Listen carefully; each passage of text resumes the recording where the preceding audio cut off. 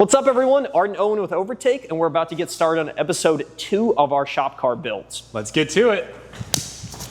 Right in the wrist. Ow, it wasn't the wrist, it was my bicep.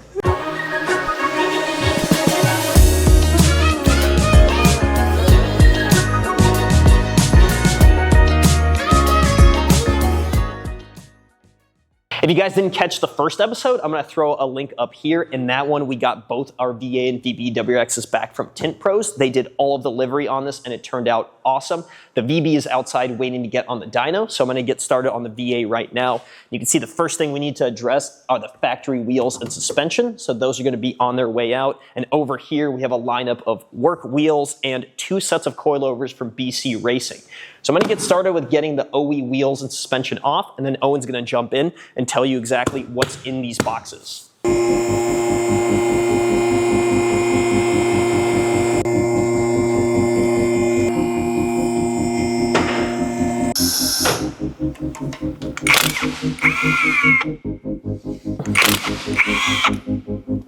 Hamburger. Oh, there we go, we're done.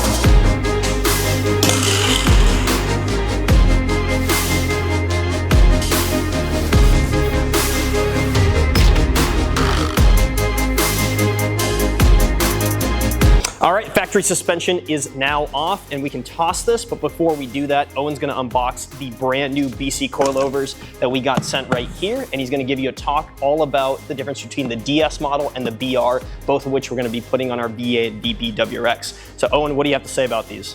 So here we have our 2 sets of BC coilovers. The BR series is more of their entry-level street version, and the DS is a little more track-oriented, but is also very streetable as well. I think I'm going to unbox the DS ones here because they're going to be going on our VA, and I'll get into a little bit about what makes these different from the regular street version.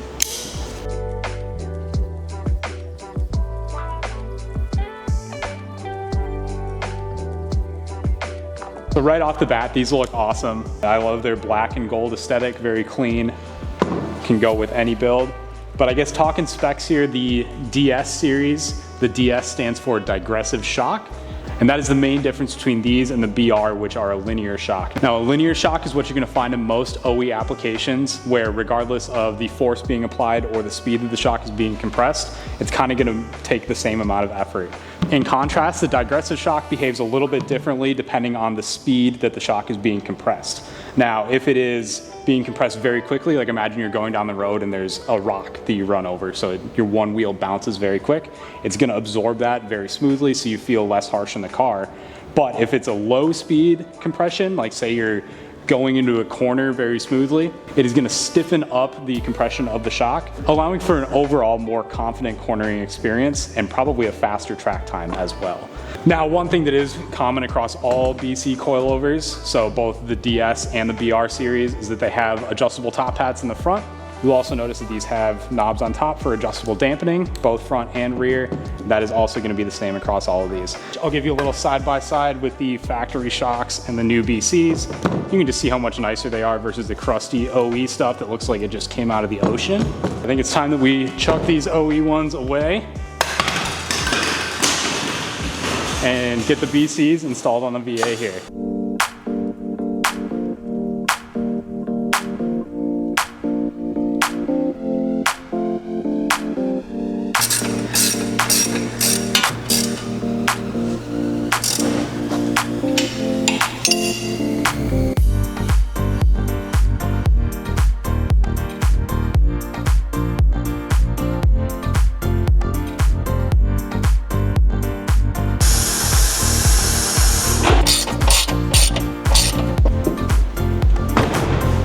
And made super quick work of installing those BC coilovers, and now we're on to the wheels. And if you guys remember in the last episode, we have two sets to choose from. We have the D9R WRX right here and the ZR10s right there. And really they're interchangeable. They're both 18.9.5 plus 38, kind of the standard Subaru spec, so they'll fit on both the VA and the VB. But the theme of the VA for us is more track oriented while the VB is more street. So I think I'm gonna go with the wider Continental DWS tires, the 265s on the ZR10s. The other two things I'm adding are Gorilla lug nuts right here, and of course, the OVERTAKE valve stem caps. Now, these are awesome because they're a knurled aluminum on the outside, but the inside has a plastic sleeve, so it's not gonna adhere metal on metal, especially if you're in a climate like ours where the seasons change frequently.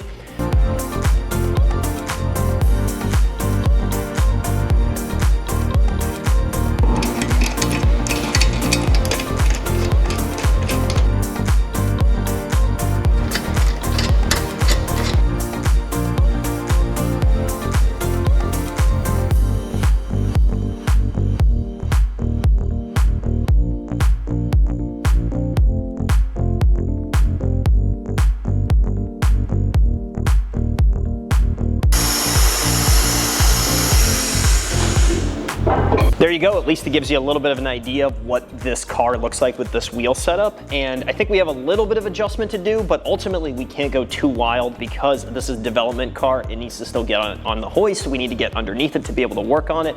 Most importantly, it needs to end up on the dyno for product testing. So I think we're gonna adjust just a little bit and then get it over to the alignment rack to make sure that it's dialed in before we take it to the next event, SubiFest Chicago.